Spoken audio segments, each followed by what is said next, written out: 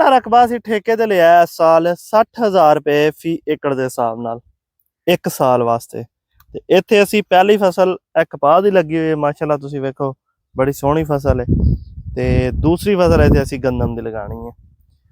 ते इस वीडियो तुहानूं गल करन दा मकसद ये वे, यह रकबा साडे इलाके दे हिसाब नाल तकरीबन कोई 25-30 हज़ार घट असीं सस्ता लिया ठेके ते।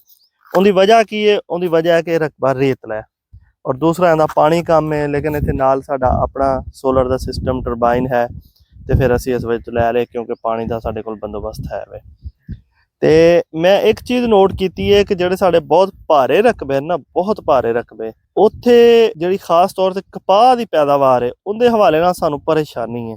लेकिन जिहड़े इस तरह कोई थोड़े जे हल्के रकबे ने, खास तौर ते कच्चे वट रकबे जिन्हों असीं आने, अगर उत्थे पानी तुहाडे कोल पूरा है तो फिर उत्थे पैदावार अच्छी आ जाती है। यह रकबा हुण पिछले साल असीं एक छमाही वास्ते लिया सी ते अलहमदुलिल्लाह 25 मन एकड़ तो ज़्यादा पैदावार आ गई सी। ते वैरायटी पिछले साल भी ते इस साल भी असीं जिहड़ी लाई है वो फौमी 25 लाई है।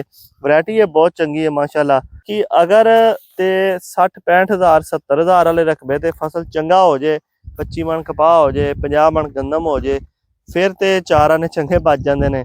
लेकिन बाज़ इवें हुंदा है कि जिमीदार भाइयों का ठेका भी बहुत ज़्यादा हुंदा है, जिवें 80 हज़ार 90 हज़ार लख, ते फसल भी चंगा नहीं हुंदा या एवरेज बहुत चंगी नहीं हुंदी। तो फिर बाद रही सही कसर साडी हुकूमतां कर देंदियां ने, रेट च भी बाज़ जिहड़ा 19 भी हो जाता है।